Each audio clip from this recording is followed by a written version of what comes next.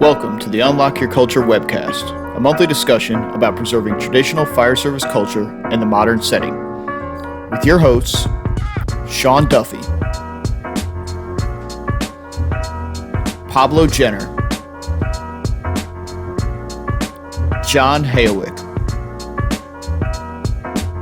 and Mark Alone. We hope you enjoy the show.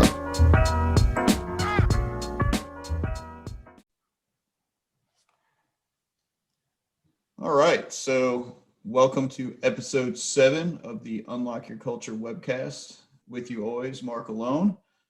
My other cohorts are absent right now. I know Sean got called in for some mandatory overtime, and hopefully John and Pablo will join us as we get in. So episode 7 tonight with Michelle. I'm going to slaughter your name. I know I am. Say it for me, Michelle, because I'm going to screw it up. Either way, I told you. Either way, I get stopped at TSA no matter how you say it. It's Fayed. Michelle Fayed. There, I said it right. So I knew I was going to screw it up if I tried on my own. But Michelle's with us tonight. We're going to kind of go somewhere that most of these fire podcasts don't go. And we're going to talk emotions and mental stuff and get into some moral injury. And so I'm not going to beat around the bush. I am not qualified in this area. I don't know much about it. So I figured I would let you just kind of introduce yourself and the topic, and I'm going to take some notes, and we'll see how many rabbit holes we could go down. All right, I dig it. Well, good evening, everybody. Thanks for joining us. So my name is Michelle Fayed.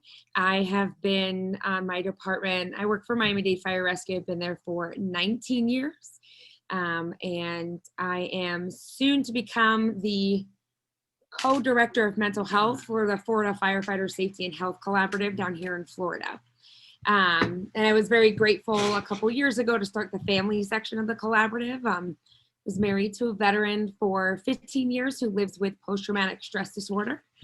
So with that, I should tell you that I don't have a college degree in anything pertaining to mental health. So I'm not a licensed clinician, but I do have a lot of lived experience. So so we're going to talk about moral injury tonight. We've talked about it a little bit on some of the other podcasts with you, Mark, and some of the faces here have heard it, but I'm just kind of wondering, if I told you that only around 22 to 25% of first responders were going to live with PTSD, you would say, okay, well, any number is too big, right? We really don't want that. But the question then becomes, if the number isn't overwhelmingly large, right? If preliminary numbers are showing us 22 to 25%, then what is it? What can we name this other thing that's happening to people?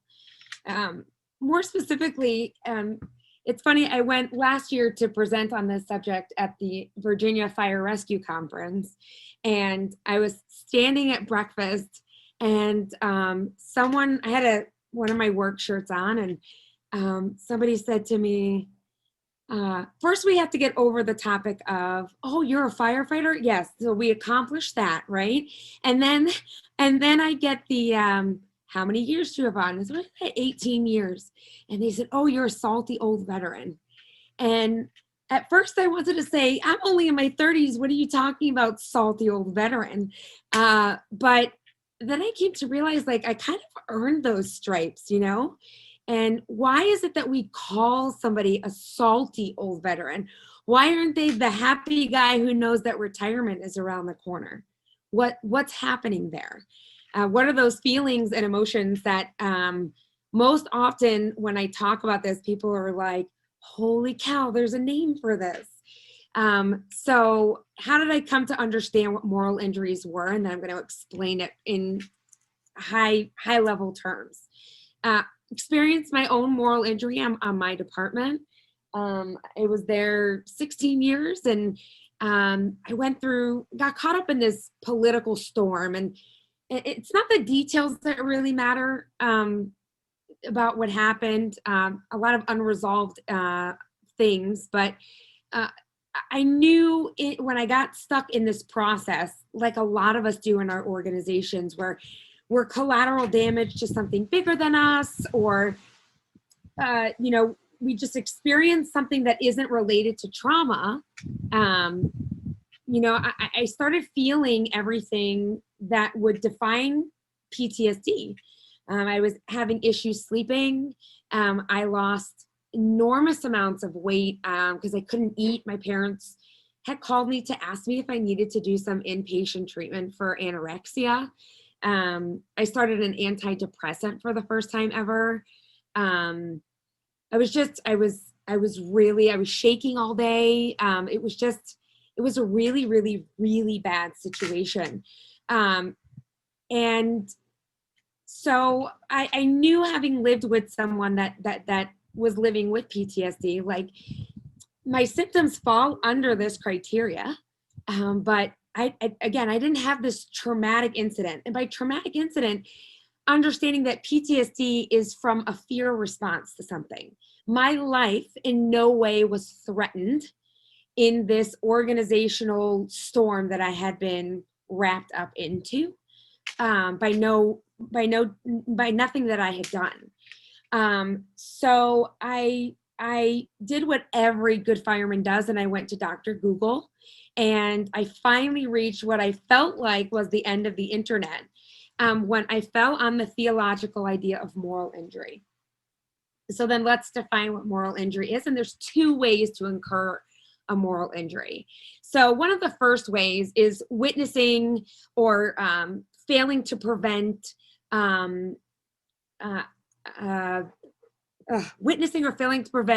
death or injury to somebody else. And the other way is if someone who is in direct leadership over you somehow goes against what a moral norm, what the moral normative of what you would expect to happen, right? So those are the two ways. So let's further define them. Failing to prevent, witnessing, or hearing about some sort of catastrophe. Okay, well, let's define it. We all are part of an organization that witnessed trauma, and so if I'm not directly in danger, meaning my life was not in danger on a call, there are other ways to hurt us emotionally. For example, when you go on a rollover, let's say that rollover, you see the person inside of it, but there's some sort of safety issue that you're unable to get to that individual. Make sense? Has anyone ever maybe experienced this, or a mayday call that you can't make entry on a building because it's not secure, and the risk benefit is not there to go in and start sending RIT teams in, or in total, what it means is you're trained to do a certain job, and that work that you do does not yield the outcome that you were expecting.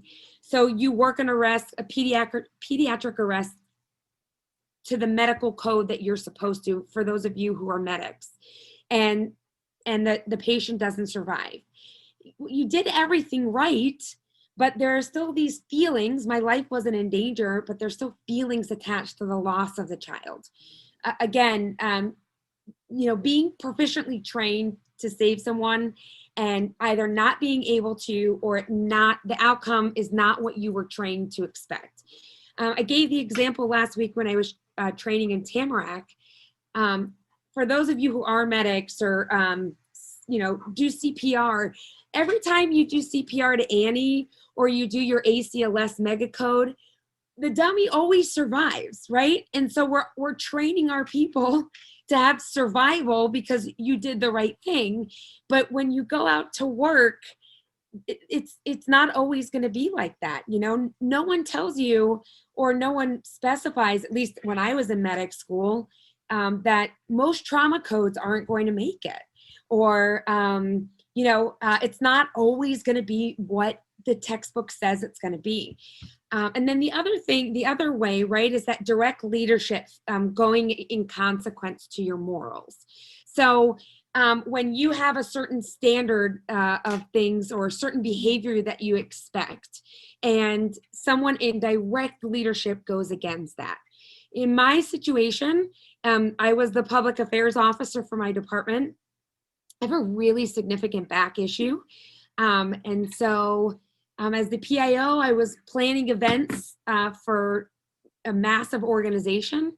And the very same day that we renamed our headquarters building was the same day that my fire chief and a captain that had been put above me felt it prudent to move me to the front desk of our headquarters building, so that I would be sitting there answering telephones as they hosted a ceremony just to demoralize me. Now, some of you are making, like a face, like, what did she do to deserve that? Absolutely nothing. I have no records of counseling. I have no disciplinary action reports in my file. And about a month prior to this happening, I had received an outstanding evaluation directly from my fire chief. So the response is absolutely nothing. And to date, I've been provided with no reason as to why that happened. So imagine I've been with my department since I'm 14 as an explorer, and then got hired with them. And if anyone was drinking the Kool-Aid, it was me. And I went from the top of my game to being demoralized to answer telephones for my department. Worse yet, the week after I started answering telephones, the captain that oversaw the demise of what I was doing also felt that it was okay to bring the new public affairs office down the front stairs into the lobby, parade them around the front desk where I was sitting, and then to walk out the back, like legit as a group. A captain who had been named in suicide notes before. So, it got to a point even worse when you want to go against your morals, right? When you're drinking the Kool-Aid of a department. I hope none of you ever know what it feels like to have to file harassment and retaliatory behavior against your department. Because let me jump in. Wow, that's a lot of material to cover. So I don't want to let you get too far ahead here. And no one interrupted me, so I just kept going. No, you're good. I was looking for a good time. So let me back up for a sec here. So the first, I feel like I don't want to oversimplify it, but the first definition, it sounds a lot to me like professional survivor guilt almost, right? Yeah. So, and you bring up a really good point. So we said 22 to 25% of people are going to have PTSD, right, Mark? Yep. So how do we then define what the difference is? Mm-hmm. Moral injury and PTSD have like a bunch of the same signs and symptoms, but there are two things affiliated with moral injury that PTSD is not going to include, as defined by the Diagnostic Statistical Manual, which is that Bible of diagnoses that a therapist will use to diagnose you and then do billing, right? Mm-hmm. Any guess what those two are? Can you just name one of them? I'm guessing exposure would be one of them. Not exposure. No. You said it. One of them is the guilt. Okay. Okay. And then there's one more that is in the over 632,000 ways you can be diagnosed with PTSD. These two things are not listed in there. Guilt and shame are not associated with PTSD in any way, shape, or form. Very interesting. All right. I have to take a breath. Well, I wanted to ask too, because I think, I almost wonder if those, you're talking about a quarter of the fire service having some way, shape, or form PTSD. And I can't help but wonder, how many of those are maybe misdiagnosed, right? And I'm sure, again, I am nowhere near qualified to be having this conversation, but I would imagine that how you treat it is different based on those two very simple short words, but just the mental aspect of it has got to be greatly different. So absolutely. And like in the state of Florida, so PTSD is a presumptive illness of the fire service now. Mm-hmm. After the Parkland shooting just up the road here. Does any other state, I don't know if you heard the better half. Yeah. Anyone else have presumptive illness in your state for PTSD? Don't laugh, Hayaway. I doubt we do. We just got cancer like this year. So like we're doing good on that. I don't think we're down the mental illness road yet where I am. Yeah, I don't know if anyone else did. You got mental illness presumption up there, Hayowick? No, ma'am, we don't. Oh, We don't Welcome, even. sir. We don't even have cancer yet, I believe. Really? Wow. All right. it's New Jersey. Yeah. Yeah. They're We welcome looking- John. Welcome full John of to the lawyers. show. But so we got it only after the Parkland shooting. I'm very grateful for it in the state. It's a big step forward. Having lived with someone with PTSD, I think that there's room for improvement, as with most things. But because there's presumptive illness, everybody wants to be shoved into this PTSD box because now it's covered by workman's comp. And it's also like something that we're getting comfortable saying, and it's almost tossed around a little too liberally. And so understanding the true definition is really important. And they are, like you said, Mark, treated very differently. One is like an exposure therapy or there are different neurostims for PTSD. Moral injury is reestablishing yourself as a moral being and the moral being of the world around you. How do you know so much about PTSD? I told them. I did. I know so much about PTSD because my ex-husband lives with post-traumatic stress disorder and was not diagnosed by the VA when he originally went. So I forgot that part. So he got back from his tour, and a year later I took him to go be diagnosed, and they said, well, you have the symptoms, but not the experiences. And so I was left to take care of him and his treatment for upwards of 14 years. So I am self-taught. So, all right. So you're self-taught, which doesn't make it bad because at some point, everybody is self-taught about something. So back to your situation then. So the second definition of moral injury seems to me like you would have, this is the expected outcome that, with your training and with the chain of command that you are programmed to expect to happen. And then it's some off the wall reaction that just kind of violates, your whole impression of the fire service, right? The whole impression of your agency. And I think a lot of people,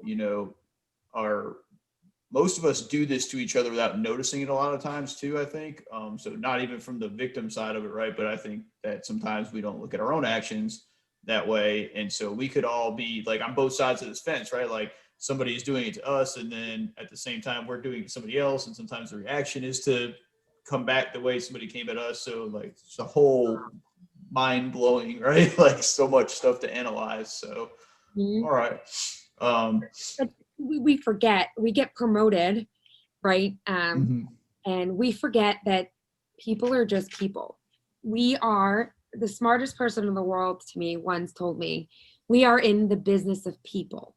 And yet we get promoted, and all of a sudden those bugles prevent us from being people. Somehow we're different than everybody else. We all get up in the morning, we put our pants on the same way, we do everything the same. And so it's really important to understand that your morals are the same as everybody else, regardless of what rank you hold. There's a moral consequence to behaviors. If there's a safety consequence, it's different. But when the moral consequence, when everyone has a moral, a norm that they're expecting, it's really important to acknowledge that people are just people, and we need to create those safe environments for the individuals around us. If there is someone that you're seeing exhibit signs and symptoms in a firehouse, what's going on behind that? Is if there's a safety issue, like go do what you got to do, right? We need to correct a safety issue, but we need to be having more conversations of, okay, there's no safety issue here. Why is this guy being such a jerk today? Is he getting divorced? Is he having trouble at home? Do I need to sit down and actually ask this person, how are you? And not expect the generic, oh, I'm great answer. No. Like I'm legit asking you, how are you? What's going on? And for firemen, we expect that great, but because it's safe for us, we don't have to deal with feelings if somebody says we're great. But when you start really like stopping and being present to ask how somebody is, it creates a level of vulnerability that someone's going to answer you and say, I'm not good. There's also the other side of it, which is if you're on the receiving end of that insult, Mhm. that what you're feeling is not abnormal. Mhm. It's normal to feel that way. Yep. And that's where the guilt and shame really becomes a Mhm. problem, is when you start asking yourself, am I weak? Is there something wrong with me? It's Right. so that it's that differentiation between PTSD, and I'm not a Right. PTSD guy at all, but when you start to feel guilt and shame as if you've done something or you are somehow Mhm. weaker for having felt this way or having done something or whatever that may be, that can become problematic. Have any of you gone on a call and like a couple days after the call, you're sitting there like, why is this still bothering me? What, Oh, yeah. why am I still thinking about this? This is like ruminating on it. I mean, Kind of. So, Yeah. Michelle, I want to go back to something you were just talking about, and I call it a size up. And as I progressed from firefighter to lieutenant to the current rank I'm at now, which is what? which is battalion chief. Oh, sorry, go ahead. I always made a Is that a moral injury right there? is moral injury. Moral injury. I'm taking direct shot on that. Oh man.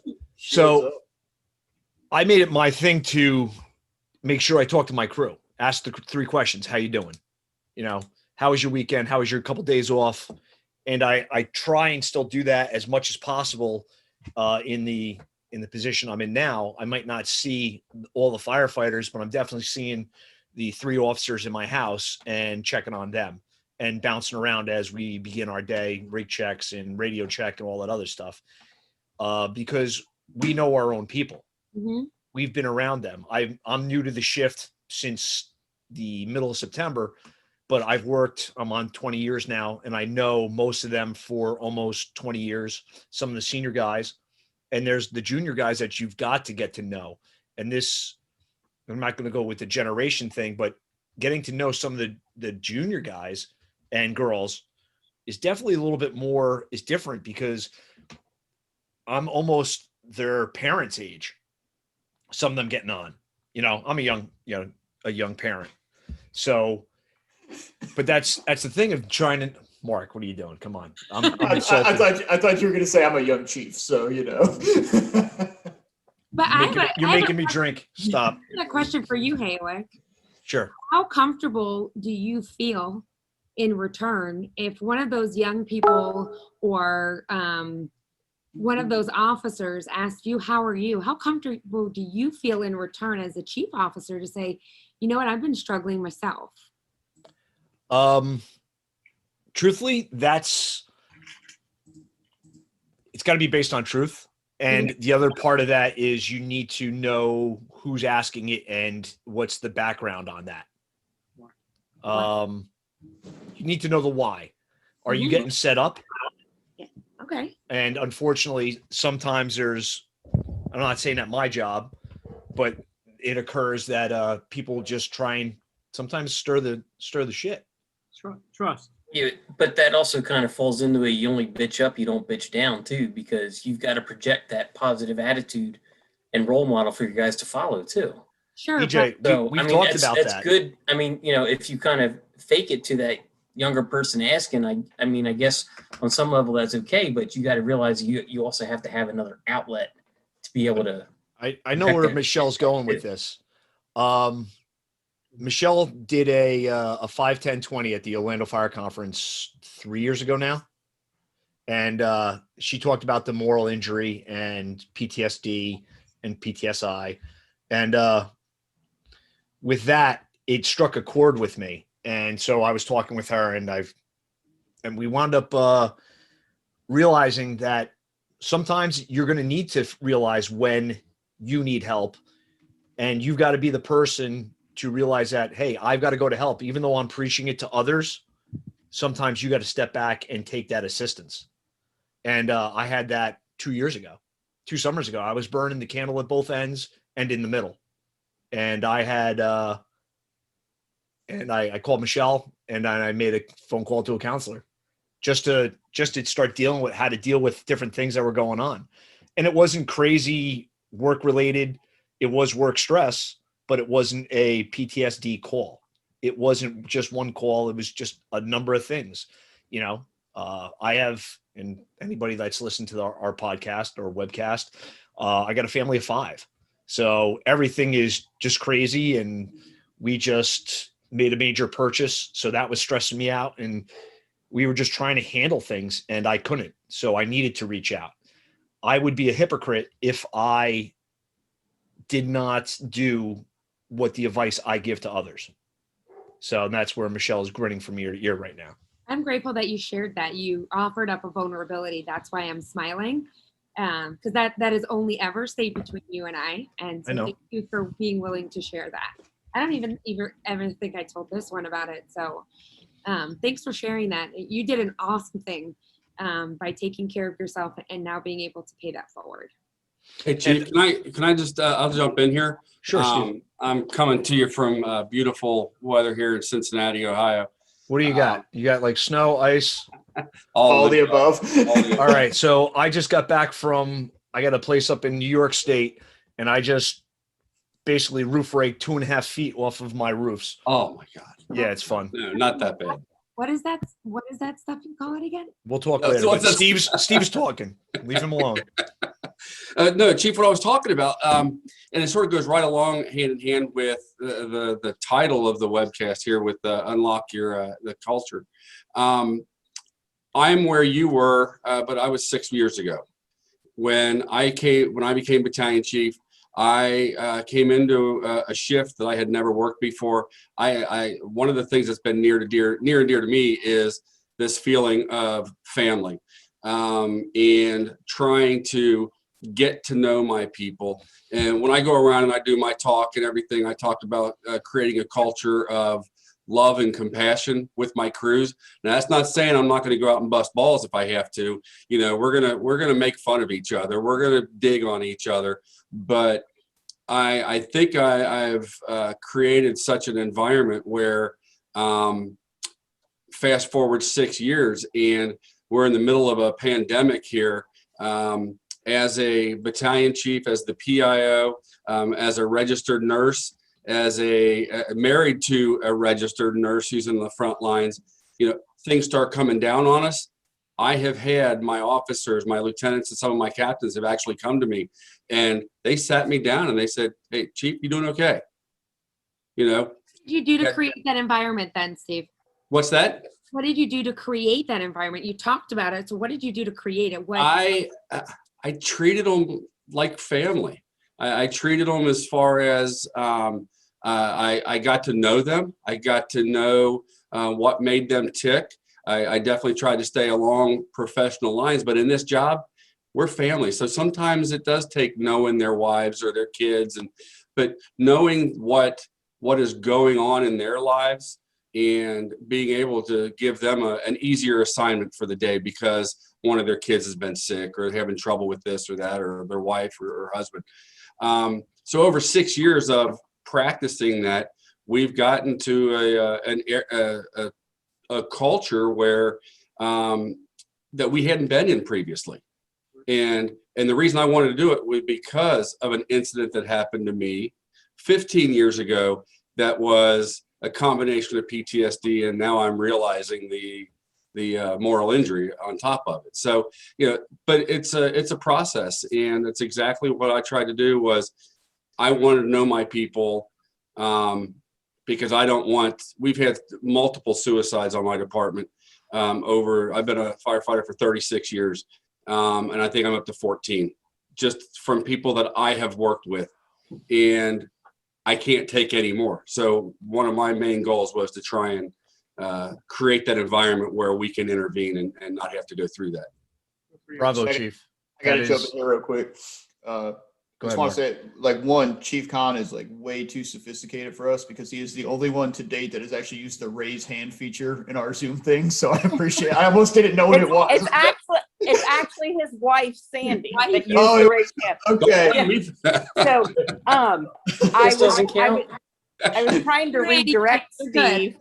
I was trying to redirect Michelle's question to you, honey, which was, how did you create the environment that your peers or your chiefs can come to you and say, Steve, you're not acting like yourself. You're not doing what you should be doing. Is there something going on? Well, that's true, because I have had that, I've had my subordinates come to me, but I've also had the bosses have come to me and said, your performance has slipped here. Let's discuss what's going on. And I just, how did I create that? I don't know how I created it upward. It was much easier to create it downward. I think. Go ahead. Sorry. I think that comes from, so always having these talks, always including everybody. And so you kind of have been the face of all of this in our area and giving these lectures and all the time. And finally the chiefs, or, your subordinates, I don't like to call them that, but finally are like, you're not acting like yourself. And they probably knew that you would open up and say something. So they could approach you, and you trusted the people that approached you, and really were able to then look inward at yourself and say, maybe I am really slipping up. Yeah, true. It takes time and dedication, and you've invested that in 6 years. I started in September.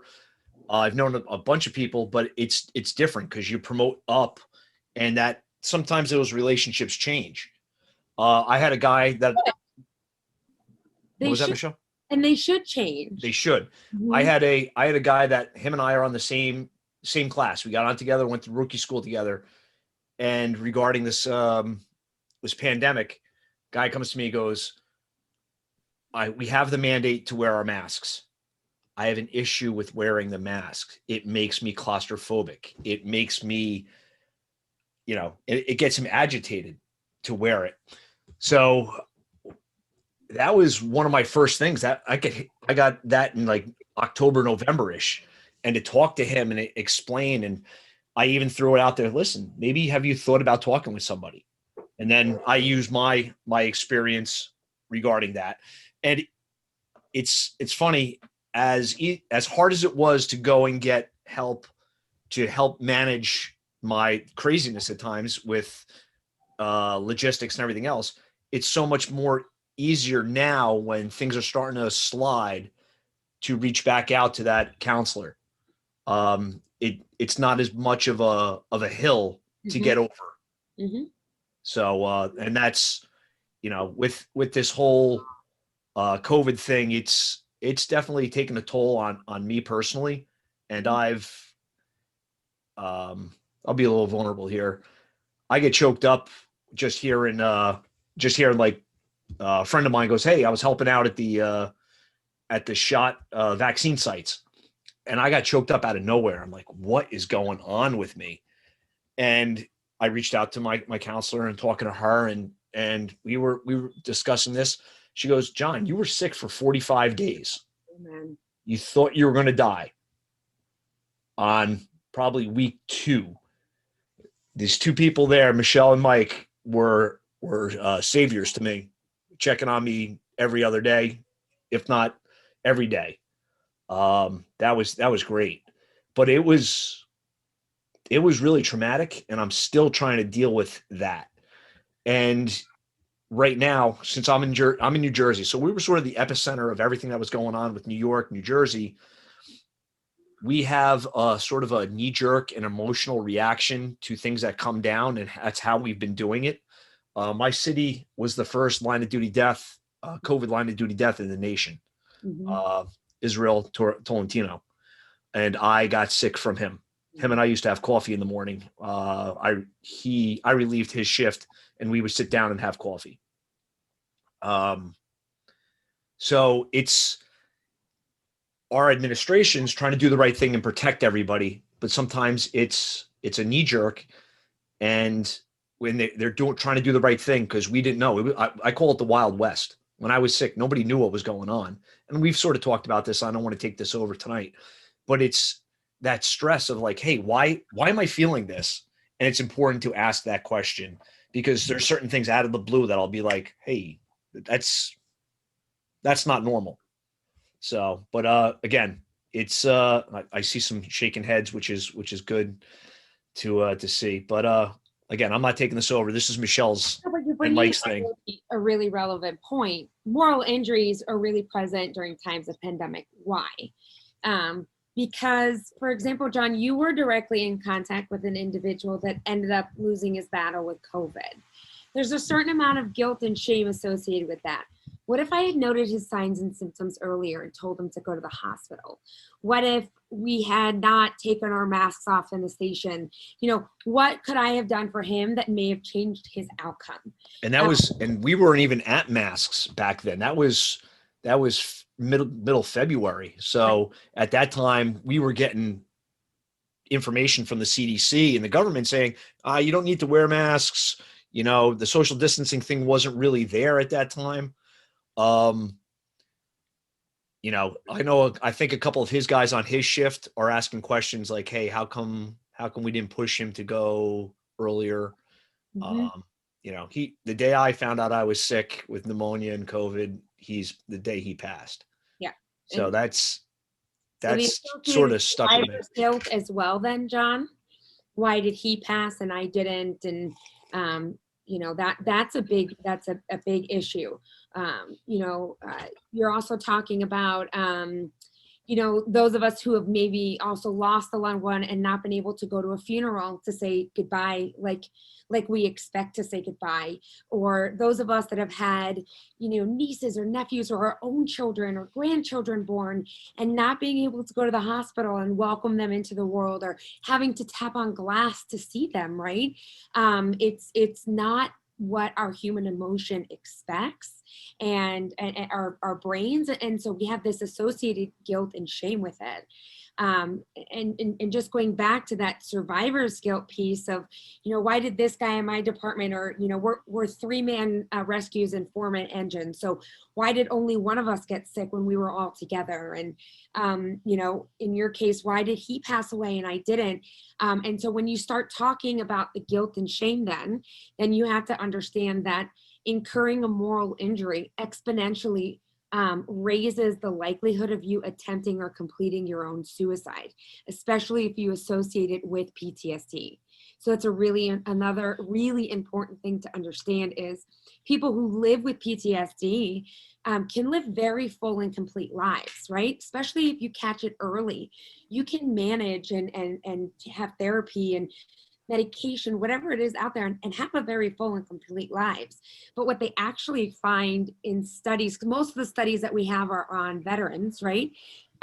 Is that when you have PTSD and you associate it to a moral injury, either before or after that fear response, that exposure to something that threatened your life, exponentially raising the likelihood of attempting or completing your own suicide. So you talk about rates of suicide in the fire service. Everyone has a different opinion on whether or not it's true, and we're not going to go down that road. But the point is one is too much. And so, was there a moral injury that was incurred, during somebody's career, and then they're exposed to some sort of life-threatening call, and all of a sudden, all of these things are compounding, and the only thing they're getting treated for is PTSD, or even worse, they're existing under the culture of silence, and I shouldn't be feeling like this, so I'm not going to tell anybody about it. And moral injury thrives on that silence. The longer you're quiet, the deeper and darker that hole gets. So it's really important if you're experiencing, and none of us are here to diagnose. If you are experiencing any of these symptoms, or you see somebody else experiencing them, have a conversation. Just know where to get them to, know what your resources are. We're so afraid to start the conversation because we don't know what to do with it when we start it. The important thing is that you started it. You're alleviating the burden that somebody's carrying around, right? Sorry, John, go ahead. No. I want to just touch base on that. And as anybody that's going to ask that question, and I think you touched on this once before, have the answer, have the phone number to go to when they're like, hey, I'm at the end and I need help, nothing's worse than, hold on, let me Google this. If you got to Google it, Google it. But have it in your phone, especially if you're an officer or a boss, you know, senior man, that is such an awesome position. And I'm going to call it a position in the fire service. They are so influential, positive or negative, depends upon the person. But that senior man or senior person is such an influential spot for the younger generation of the fire service to talk to, because now they're not talking with bars or a collar or a horn or anything else, a white shirt. They're talking with one of their own that's been there, that's done that, that's finally bought the last pair of uniform shoes because he's retiring in a year, and he can give you the pointers, or she can give you the pointers of what's going on. But have that number of suicide prevention, the suicide hotline, God forbid, so you have it at your fingertips. So then I'll ask all of you here tonight, does everyone have the National Suicide Hotline saved in their phone? No, right? So, oh, you got a paper, and I'm grateful for that, Tim. So I'm going to challenge all of you here tonight and anyone who listens to us later to take out your phone and put the number in your phone. It's 1-800-273-8255. Right? Or there, you can go online, or you can text as well to the National Suicide Hotline, which is 741. I have the number saved in my phone, but I challenge everybody who listens to have 1-800-273-8255 to be saved in your phone, because they're there just to talk. You know, the University of Central Florida also has you know, a free therapy session. You can reach out to them. You or your families are welcome to call them at the Restores program and have a conversation with them. Restores is their inpatient 30-day PTSD program. There's a lot of resources out there, but that National Suicide Hotline is definitely a frontline resource that everybody can access. All right, so I want to ask you a question here, kind of what the Chiefs got at, and I think that's a very important aspect too with the promotion thing and how this works, and especially in our profession, you know, you're coming from that family, as they both said, and so on one end you still have your family, and on the other end you're taking on responsibility, as EJ said, right? You have to have that positive influence. One, I kind of think that we've played that way too far in the fire service, right? The fact that we're supposed to withdraw from like everything and everybody that got us to that position, and all of a sudden like, oh, we have to separate ourselves from the floor, right? Like, I get that to a point, but I also think at some point, you know, that could lead into this, right? You had this family aspect, and now it's gone, right? And as John said, you know, who do you talk to, right? You can go up, I guess, if you have that there, but a lot of the time it's, you know, you go from being part of the crew to you're the authoritarian, right? And I don't think it has to be that way, but I think we're programmed to do that. And I think in our classes that we take for promotion, we do a horrible job. We're good to say, hey, you take this next step, you're not one of the guys anymore. But we don't talk about how to make that transition, right? And I think that's an aspect that us as aspiring leaders and all these smart people we have in this group, you know, maybe we need to start addressing that a little more. But as far as the moral injury thing goes, something that came to mind while you were talking, because of the way people promote and move around. I don't know if you're familiar with James Gearing. He does the Behind the Shield podcast, and he talks a lot about with PTSD that we always job focus it, right?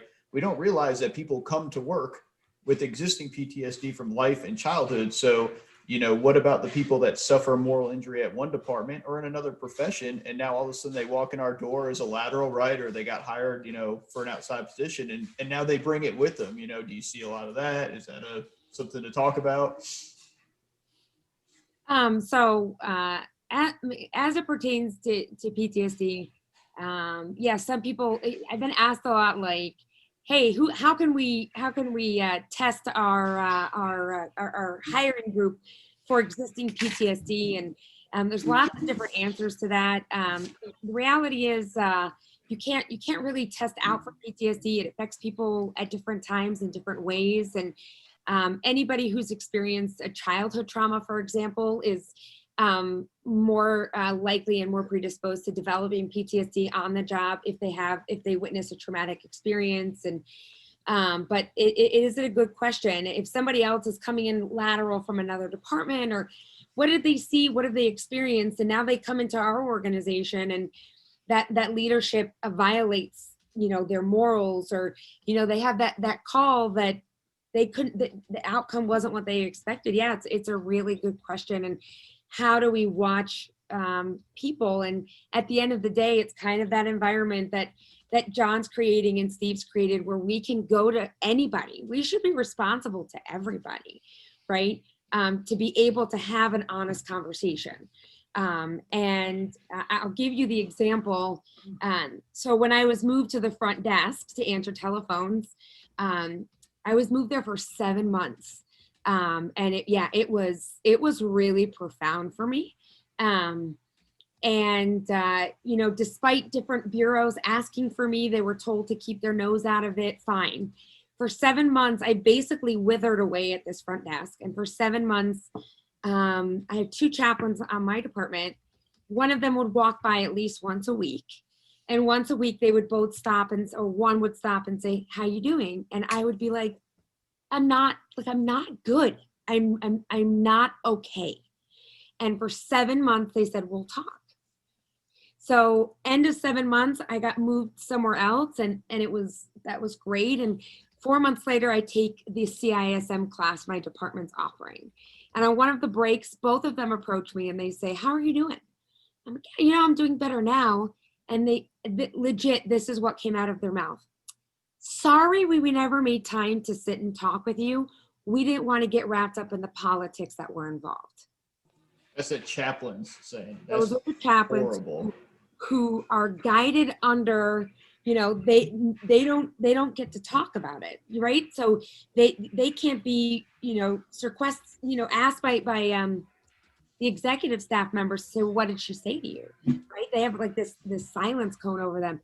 And they told me, "Yeah, no, we didn't want to get wrapped up in the politics that was involved with what was going on." So I get very preachy about people just being people. Everybody is responsible to everyone. It's not a chief or a chaplain or a bureau's responsibility to be able to turn to one of your tailboards, or, you know, someone that you've worked with for so long, and say, "Hey, look, something's up. Let's have breakfast tomorrow morning. Let's take off the uniform and let's just be people." That's what we are at the end of the day. And so I feel like alleviating the burden that somebody carries around of guilt and shame. We spend a third of our lives in firehouses. Who better than our closest, you know, people we got hired to have these conversations? That was the thought. I wanted to toss it to Michael. You know, Michael's retired now. He's been retired for a couple of years, and he's still, like, we'll be going somewhere and he still has people call him to confide in him or ask him for advice. And I wanted to give him the chance to discuss maybe how you created those kinds of environments where people can come to you and have these discussions and not feel threatened by a title or a bugle. Well, it's easy now because I'm retired. You were doing it when you were working too. Right. So, Steve, you said something that was interesting, back to what EJ said, to the point where I'm maybe in conflict with what I'm going to say, but being in a leadership position can create problems for you. You can bring a whole host of problems onto yourself, being that person for other people, depending on what your people around you, your peer group, where you are in the organization, and the people above you. One of the reasons why I was and continue to be that person for a lot of other people was because people knew that they were going to get the straight scoop from me. And an interesting part of it was, I used to say, would you rather work for somebody that seems like a nice guy or actually is a nice guy, right? Because people say, I'm a tough read. But if you walk in with a smile on your face, and don't make the face, John. If you walk in with a smile on your face, but you're really not a good person, that's gonna come out. Now, Steve, you said something in your conversation about how you were able to create that environment below you. It was easier to create it below you than it was above you. I don't want to make this about rank, but unfortunately it comes with the territory. Once you get to a certain point, you feel this level of responsibility for everything and everyone that you don't necessarily feel at the lower levels of the organization. So Absolutely. you said that you got to put out, unless I heard it wrong or interpreted it wrong, you said if someone below you were to ask someone above, are you okay, that we need to project a certain feeling or emotion or something like that. You need to be honest with people, right? You don't bitch down the chain of command necessarily, but at the same time, if somebody asks you if you're not okay and you're not, there's nothing wrong with creating that environment of trust. That's a real opportunity to create that relationship with people. You may get it shoved. You may have that work against you in a negative way. I have. I've been down that rabbit hole before, where I put myself out there too much or got too involved, where it became all consuming. Or people's motivations are not sincere, but you give them the benefit of the doubt. Well, does that come with the territory too? Because I think as the chief's officers, you're programmed too to you have to deal with all this, right? Maybe somebody just needs to talk, right? You don't have to fix everybody's problems, but I think that's kind of what you're programmed in that position to do, right? Well, people, I'm sorry, Chief, they do, they come to us for all the answers. I don't have a problem saying, I don't know. When people come to me, I am not a clinician. I don't have a couch in my office where people come in and tell me about, their childhood. I treat through the peer support programs that we've created, I think I'm more like a navigator. I help people navigate and help them along the way to find solutions. Lord knows I don't have all the answers. I've got more questions than answers, but I try to help people to navigate through these troubled waters and to where we can find a solution, whether it's a professional solution, whether it's, with their families or whatever. Sorry, go ahead. Go ahead. You bring up another really good point is, as you get higher in the rank, you want to find more solutions for people, but we're never called out on a call on somebody's best day. All of us, regardless of where we are in a chain of command, are called to people's homes to be the solution for them. And so all of us get into a habit of, okay, how do I fix this so I can move forward? Hayowick said in the chat, even at home, it's like, you kind of dance like, do I need to listen to what my partner's saying? Or am I fixing this? Like, tell me where I need to exist because I just want to fix this and keep moving. And I see exactly right. And that causes more issues at home Yeah. when it's just, hey, I need you to listen. Mm-hmm. Especially when I'm right all the time. Oh boy. Oh man, so we had a great episode. It was good to see y'all. Thank you very much for coming. No, maybe we'll be here next week. Ding ding, round one. Or next month. But it's exactly it. Knowing we are pre-programmed. Everybody here is a first responder in one way, one form or fashion, and we're there to fix. And I'll say it. Somebody gets something thrown to me. I'm like, hey, let's do this, this, and this. Right. Well, no. I just wanted to talk to you about it. Okay. Well, let me know because I already gave you 4 answers. Pick one. Just being present and willing to help people is enough. Mm-hmm. And you need to understand it. I had a student, I just told Michelle, I had a student the other day. When they get to the 3rd failure, they get an academic warning. And no shit, I'm not making this up. The kid came up to me and he said, I need to tell you, he said, I didn't understand it at first. You had said something in the testing center and I heard it, but I wasn't really listening. And then when I realized, he said, you really care whether or not we pass or not. Mm-hmm. He said, I can't tell you how much that means to me. So just being a human being goes a long way for people. It really does. John Haywick, you were talking, because Steve, I didn't recognize you with the uniform on. John, you were telling the story about how you got choked up when you got to a certain point. Steve, I don't know if you recall, I'll be vulnerable. You were telling your story, what happened with work, and I started and I started. When we had that private, Someone edit that out, please. All right, we got it. We're not concerned with things We'll like hit the that here. delay. Remember when we were talking about you coming on to one of our calls? I mean, I do. That affected me. Seeing Mike's reaction, that affected me. I know Sandy and I talked about it afterwards. And when I talk about my incident and the subsequent issues afterwards, we've realized that it can, so many people relate to it, or so many people have a deep reaction to that.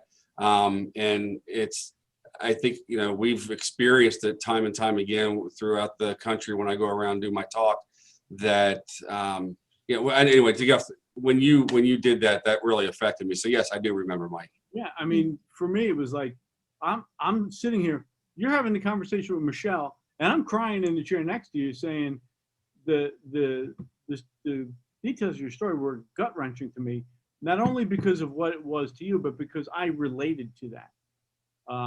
When you talk about moral injury, something going against your moral code, the call that comes to mind for me was right on the Passaic line, John, right by Route 21. Botany Square. Oh, all right. Oh, the big fire that you guys had. No, it was a little nothing apartment fire in an 8-unit apartment building. Mhm. It was cold, and my chief and I did not necessarily see eye to eye at that time. And it was an 8-unit building that was evacuated. And I was going to call the Red Cross. I was the chief in charge. The fire chief showed up, and I was going to call the Red Cross. He said, "Don't call the Red Cross. This is the building owner's responsibility." Now, granted, it was on the Passaic side of town, so not exactly the highest socioeconomic people in town. Nobody spoke English in the building.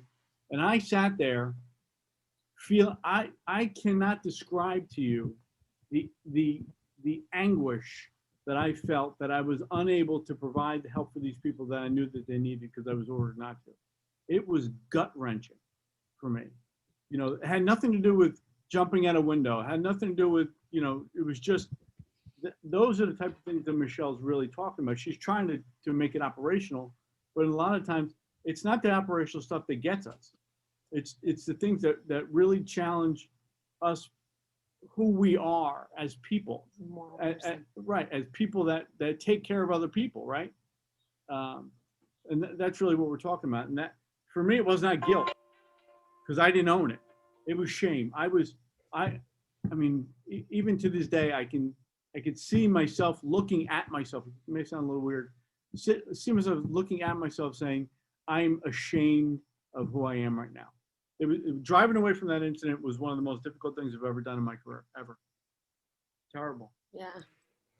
Well, consider too, right? Like we tell everybody the firehouse is your escape, right? So they come to the firehouse to get away from their problems, and then they can't, and then they say something about it. It's like, oh, we're not really going to deal with that here. We were just telling you it was a safe place. Like, and like you guys said before too, how many times has somebody asked that question?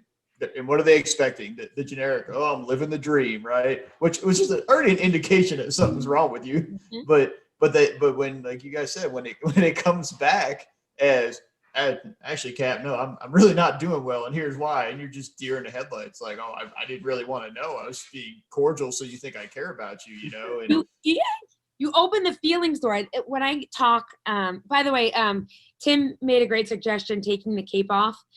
Great book, a suggestion to read. But when I speak, I say firemen are swans, right?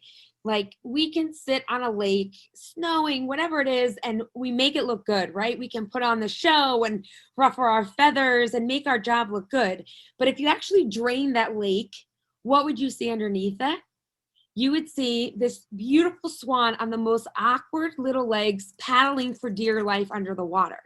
So I ask you how you're doing, and you're the swan. How are you? And when somebody says, I'm not good, all of a sudden the lake drains and you're paddling for dear life. Oh man, I got to talk about feelings. It's a big F word coming at me. And how do we normalize that in our culture, that it's okay to discuss how we're actually feeling, or say, I feel guilty that I couldn't do more. I feel ashamed that I got ordered not to do something because it goes against my moral code. How do we normalize that? And then EJ, you brought up a point of, listen, it can also weigh heavy on the person asking, right? How are you? And so a rule that I always go by is, I will never ask you how you're doing if I'm not prepared to hear your answer that day, ever. I will say good morning. I will say, what's up? I will never ask you, how are you, if I'm not prepared for an answer. My dad has a neurological disorder. I am slowly losing my dad. And there are days where I will never ask you how you are, because, no offense, I can't handle it and I just don't care today. So I'm going to leave that up to somebody else to have that conversation. And if somebody does come to me on a day like that, like, hey, I'm not doing good, very honestly, I'm having a rough day. Let me get you to somebody else who can talk. So you're right, EJ. Yep. Michelle, that's a great point. Knowing as officers, it's important to know who can connect with that person, right? Like, I may see Tim, just throwing names out. Something's up with Tim. I can see it, but Tim and I don't have a good rapport.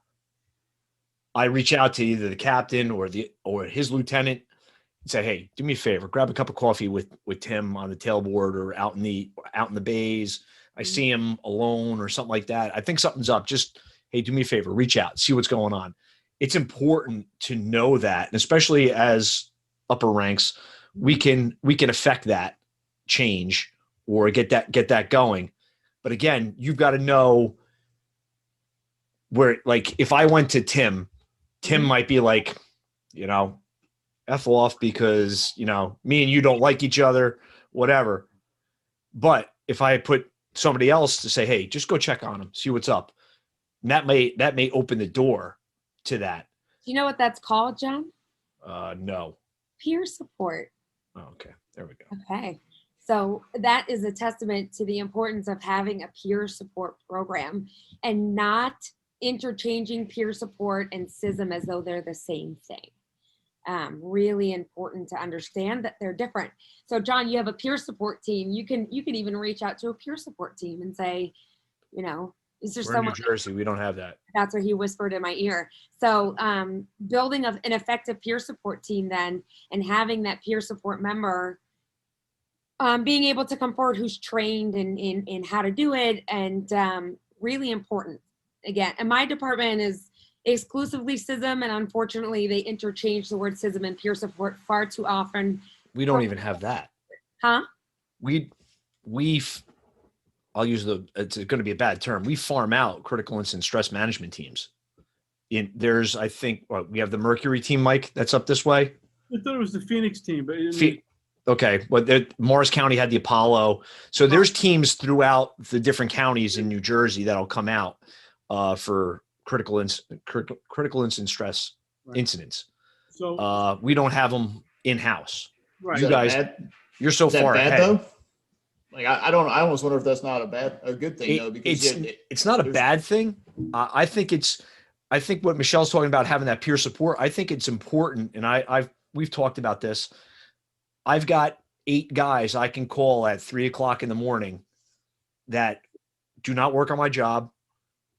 A couple of them live across the country, and I know 3 of them that live within 2 hours of me, that if something's going on, we're meeting for coffee at a diner someplace. That's peer support. And that's how this network that we are here in Zoom becomes.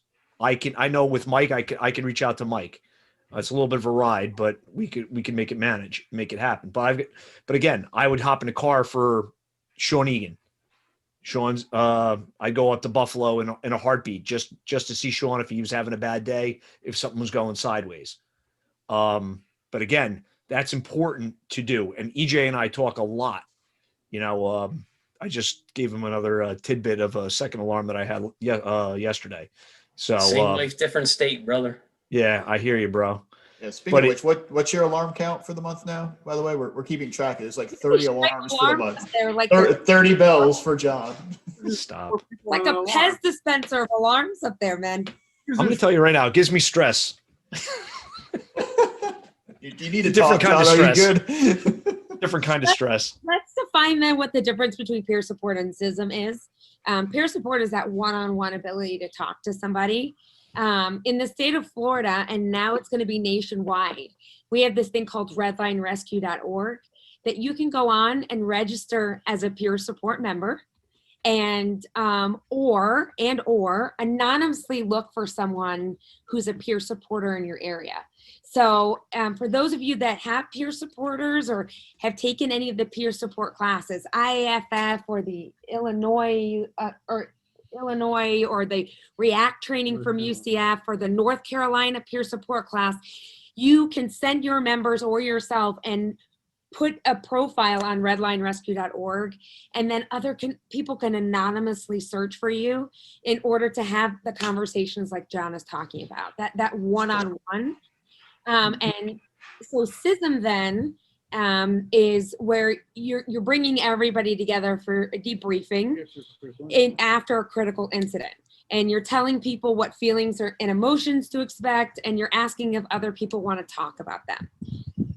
This is not to debate whether or not somebody is for or against either program. Personal opinions will not be brought up because this is a conversation about moral injury. Any step forward, any program is at least a program, right? And if you're doing at least one program proficiently, then you're doing a good job, okay? But peer support, really, really important. The other thing that I've noticed from where I sit, my department started a therapy response, SISM response dogs, basically peer support dogs that are trained to come in and hang out when you're offering peer support. It has made a tremendous difference in people's willingness to share when a dog comes into a room. We know that they release hormones in the body in general when they walk, except for my dog. She makes me angry. Just real quick, John, that's dogs. Dogs. She's saying. Yeah. Oh, I was trying to figure out what she was saying, but don't tell my wife because she'll be like raising about a ton of them and like bringing them to every firehouse. But they go home with the handler. They come to work with the handler. They get called out with the handler. They are registered service support dogs. This is not, they have to have insurance on. It's a whole thing. But what a profound difference in people's willingness to talk when there's a dog walking around the room than when there's just a bunch of us sitting around. It's about creating the environment where people feel comfortable. Talk. Share. Well, I could see both of them being useful too, because nobody's the same, right? So like for every person that wants to sit down one-on-one and talk because they're worried about being embarrassed, you got another group of people that would only feel comfortable in that SISM meeting, right? With their team, with their family, where they feel safe.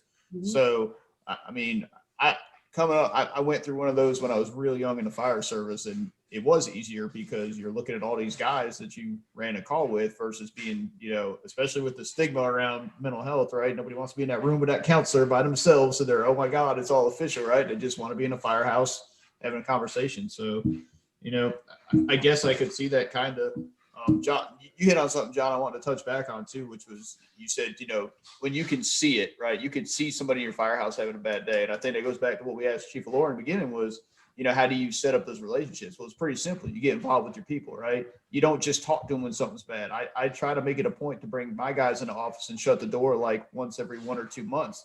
And one, so they know they're not in trouble every time they got to come in the office, but two, so we can talk in private and, hey, is everything good?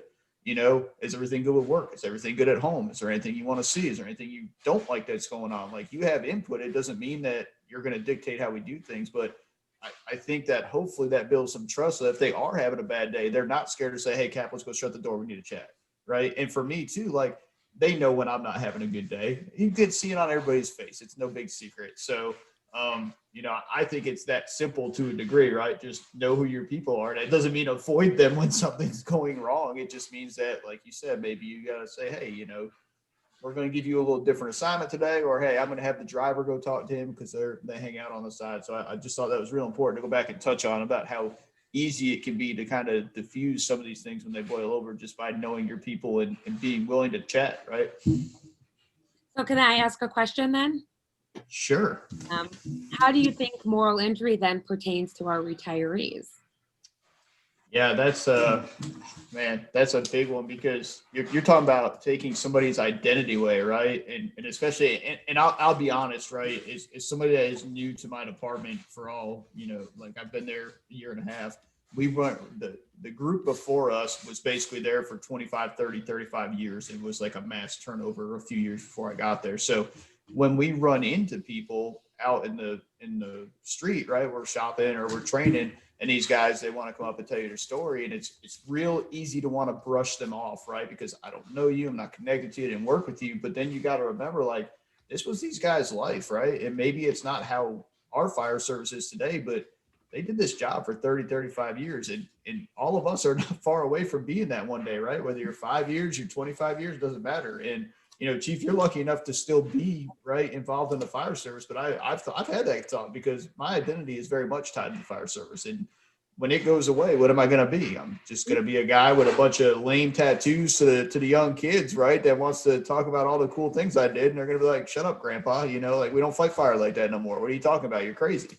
Right. So Yeah, that's tough. When you retire from my department, they delete you from the system. You come in for your last check and bye, right? So, so if you think of morals, when we talk about morals as a house, and you say, okay, the foundation of my house, you know, is believed to be when I'm born. Everyone's believed to be born with a set of morals. Then you have your family that makes up the morals that you believe in. You have your communities that make up morals. Every community is different. Mark, you work and live in separate states. I mean, I'm sure you can see a different sense of culture, therefore different sense of moral, just going to work and being home. Then you have like spiritual morals. And the thing that really kind of solidifies our moral house is the fire departments then that we're hired to work on. And, you know, they try to do it paramilitary style where, you know, we're going to PT you until you're mentally fatigued. And then we're going to train you to do what you're innately born not to do. And that's to run towards danger. The human mind wants to run away from it. And how do we do that? And we teach you that morally, you want to be the first truck on scene. You want to be on the hose line, breaking the door. I don't want to catch a hydrant. I'm going to race everybody to get there because I want to be first. I want to be on that nozzle, right? And so then our departments need to build up that kind of moral value in us. So then you go and you retire, and that's all stripped from you. I mean, not a lot of departments, at least from what I've heard, is have like these retirement groups that get together all the time and continue to talk. And so now you've wrecked a moral house, you've wrecked a moral being by retiring. And I'll tell you, we had a guy in my department a couple of years ago. He went into retirement and he completed his suicide. And I did not have the fortunate experience. I knew his name, but I worked for a big department. I didn't know who he was. But sitting and listening in headquarters to other people talk, how many of the people senior to me said, you know, I knew when he retired it would be a problem. I knew he was struggling with retirement. And every single time out of their mouth was, I didn't know what to say. So here's a guy struggling with morals and, you know, just shame of, you know, I was forced in retirement or, you know, my age or whatever it was. And you're sitting home and other people can identify that was a problem and nobody knew what to say. And so it's just, people are people. Call the retired guy and say, how are you? I'm genuinely calling to ask, how are you? Do you want to have breakfast tomorrow, bud? Let's have a conversation. it's just food for thought that retirement is another place where we're experiencing moral issues. So one of the things my department's doing, which is really progressive, is the chief does at least a breakfast once or twice a year with our retirees. I think that's a great thing.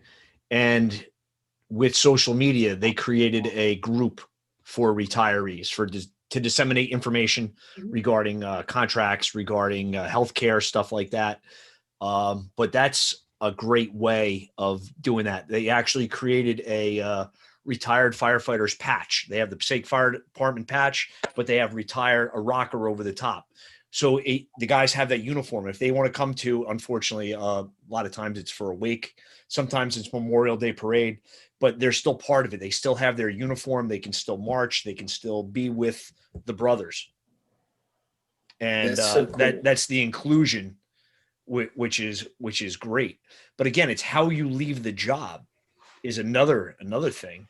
You know, we had a guy, he left in New Jersey at age 65. You got to go. He would have stayed to 85. He was a good firefighter. He was a lieutenant. He was a good guy. He did a great job, but 65, he had to go. Having a plan is key to knowing what you're going to do afterwards. I tend to see it with a lot of my law enforcement officers that I'm friends with that are coming up on retirement and like, hey, what am I going to do? I think the police officers have a higher suicide rate than firefighters because once they get out, they lose that. I'm going to get crucified for this. That tough guy image. They lose that badge on the authority, and they don't know what to do with it. And the ones that have a plan tend to benefit so much more from my friends that don't or didn't have a plan until they had to have a plan. Michelle, I see you nodding your head. Yeah, no, I agree with you. And it's a shame we don't utilize retirees better, right? Just because you're not on the payroll doesn't mean you can't be in the firehouse, right? You're retired, come hang out, have some coffee. Who's better to talk to the young guys than the guy that's not politically connected, not on the payroll, has no filter whatsoever, and can really put you in your place, right? I mean, we would all benefit. Who better to put with the new officers than the guy that just retired from that job and could literally tell him how it really is, no holds bar. I mean, some of the best instructors are at the academy or some of the retired guys. Because there are people that morally align you with the department because they were the boots on the ground, right? So when you're talking about being morally injured and how do I realign myself with the morals so that I can start healing from it, mine took 3 years for me to work through it before I could actually walk into work and not have my soul sucked from my body. I mean, I would call him every morning on the way to work, like, oh man, here we go. And it was literally, as I was turning in, it was a complete shift in personality. So people like that can help morally align you and inspire you. And but you know, one of the greatest gifts that you can give to somebody who is experiencing a moral injury is of earning the right of the trust of that person to confide in you and actually listening to what they have to say. And not trying to condition a response. Like 8 minutes and I'll be in. Okay. To when he's on right now. John, geez, tell her you'll be done in a minute. I'm sorry. Oh, I'm not muted. I'm kidding. So you know, earning the right to hear somebody's story is a really big deal, and that's why I say, you know, we should be responsible to everybody. We have 12 chaplains on my department. Telegraph, telephone, telefireman. After I went through what I went through with my chaplaincy program and, you know, and just the general gossip that happens in the fire service, I don't know any of them. I'm not very likely to turn to one of them and say, hey, I'm struggling. I'm going to turn to somebody who I know and trust. Steve, ever since I started talking about the fact that my ex-husband lives with PTSD, the amount of people that came forward was bananas because I was just willing to open myself to the vulnerability of saying, I've been abused, I've been this, I've been that, and all of a sudden conversations started to happen. So thoroughly applaud you for doing that.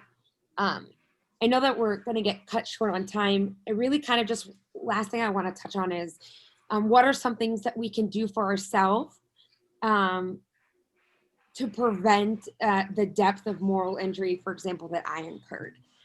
Proper sleeping, which should be something you guys should talk on here one evening, but really having the cleanest sleep habits that you can in a firehouse. I saw someone talking about their dinner tonight. I really hope that that dinner also included some really healthy leafy greens. And we need to understand that what we put in our body or what our body is going to put out. When's the last time you had a leafy green? And I had yogurt today. She said should, not, but yogurt is a leafy green? What? Thank you.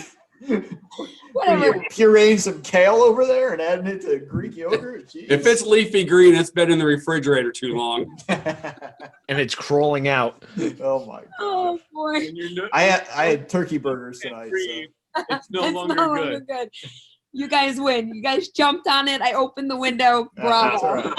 Because we care, Michelle. It's because we care. But healthy foods. I don't know why we feel like we go to the firehouse and we use the excuse of, well, what if I get a fire later? Listen, we're a dual rescue and fire department.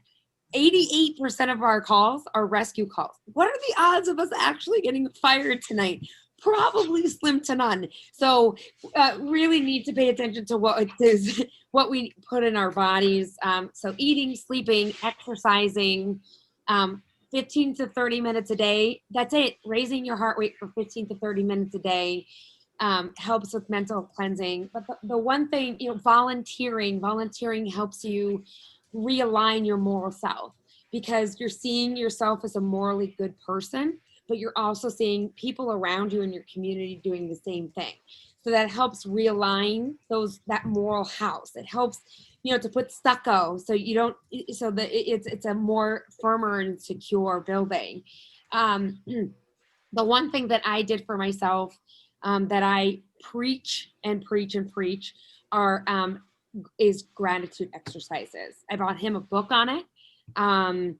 It's a daily journal, and in the journal, in the morning and in the evening, you have to do a gratitude exercise. So what does that look like?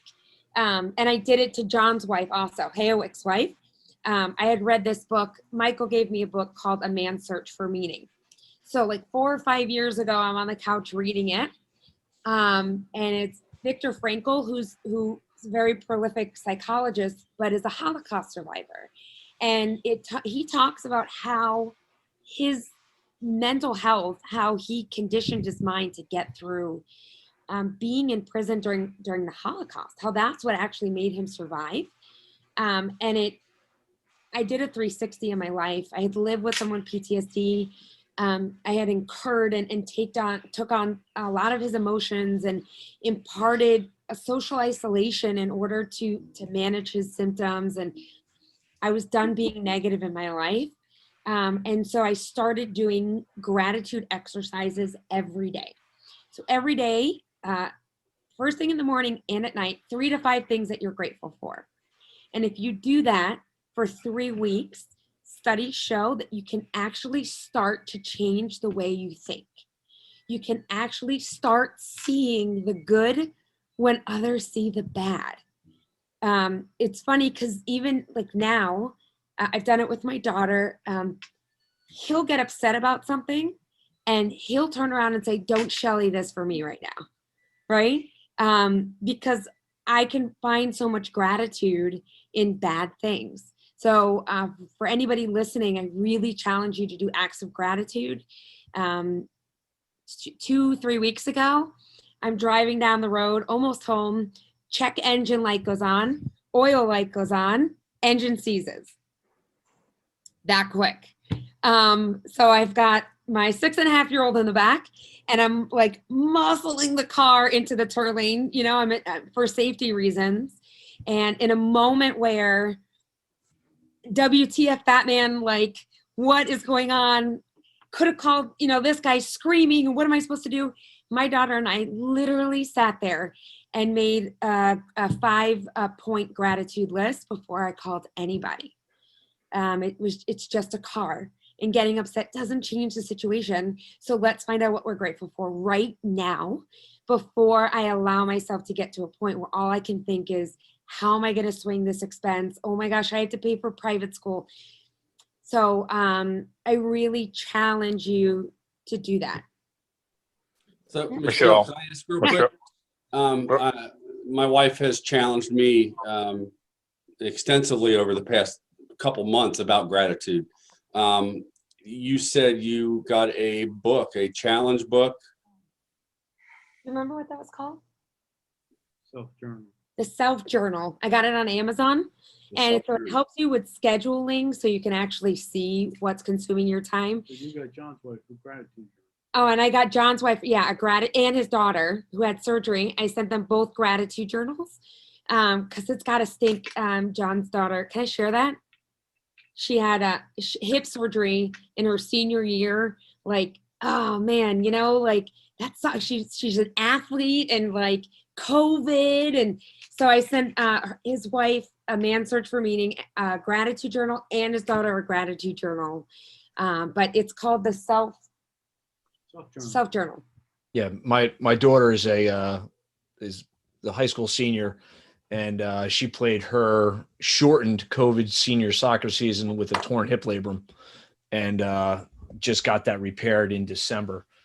Unfortunately, our older daughter, who is also she played a D2 soccer up at New Haven, did both hips her sophomore and junior year. So we understand that, but it's definitely helped out. Elizabeth and I'll speak talks with a counselor, a therapist, just to work through this COVID thing for kids is rough. I don't know if anybody's got little ones. The mental health aspect of not being in school is huge, and that rolls into the home. So we didn't send our kids to school the fall, all of fall, because of the outbreaks and everything else going on, and sort of my knee-jerk reaction for being sick for 45 days. I couldn't take my daughters or my kids being sick. That would really get me. So I'm trying to protect them. But we said in January, they got to go back. They got to go back for their own sanity and our sanity too. So they're doing week on, week off in school and virtual. And just because of Mother Nature's so brutal, every time they're supposed to be in school, we're getting snowstorms. So they're home all the time. What are you getting? The white stuff that falls from the sky there. Palm It's not a sandstorm. Palm trees didn't have any. Stick in Florida. But it is what it is. And my daughter's having a hard time with just that. You know, the socialized aspect as a senior is rough in high school, not being able to do all those things. Mm-hmm. And Michelle's reached out and did a phenomenal job with that. And I thank you guys for it. But again, we have to take positive steps to move forward. And you don't know what you don't know until somebody introduces it. And my wife has passed on some of those gratitude books and the journals to our friends, and just to get that going. I'm so happy to hear that. Michelle. Tim, real quick. Tim Hold said on, John's talking. No, go ahead, Michelle. Tim, real fast. Tim said that a man search for meaning is free on audible.com, right? So it's a really great listen and a short book. So I encourage everyone. Sorry, go ahead, John. That's okay. God, there's so much in this that's springing up. But, I got sober when I was 18. And I quit drinking before I took a legal drink. But an attitude of gratitude got so drilled in my head that in 17, I had, like, my mom we were taking care of passed away. My captain committed suicide. And we had a murder-suicide in my family. And people were like, that's horrible. And I said, actually, it was a good thing. And I was grateful for it because everybody knew and said, you need to get help. I had been suicidal 2 years before that. Mm-hmm. And couldn't reach out. And those things are just, like I said, getting that gratitude, even in these horrible things, it's been something that's been ingrained in me to see that. And it does change things so much. A quick, what Mark was talking about knowing his crew is, to me, he said, I've got an incredible senior man. I'm a lieutenant on my crew with about 3 years left. But the challenge, I think, is finding those little sideways, they can't reach out. Like, nobody goes, I want to commit suicide today. But those little sideways things that come out, and being able to recognize those, because I said, it's those, they go to the training. Here's 10 things to look for, this going on. They're all late things. They're destroying their life, or they have destroyed it. What could we have seen a year ago or so, and trying to see those little subtle one sentences in the middle of stuff is a huge challenge. That is, I'm trying to combat and take on along. But I've got an incredible senior man, a great captain, and we've actually, coming from a very toxic culture, put in a peer support team and reestablishing a chaplain corps. And I had a chaplain that I had run calls with before he retired and became a chaplain, so I trusted him. I knew he was one of us. Unfortunately, this week, our peer support team's paying back, because I'm outside of Kansas City in Lawrence, Kansas, but we've had 2 suicides in the last week in the KC Metro. Unfortunately, they're paying our peer support teams, giving it back what we have received. But I said, it's great to listen. John, thank you for sharing about getting choked up. I've had that going on over the last week for I don't know why. Unfortunately, my great counselor therapist got put on COVID quarantine. We were before COVID doing a retiree breakfast 4 times quarterly in the stations.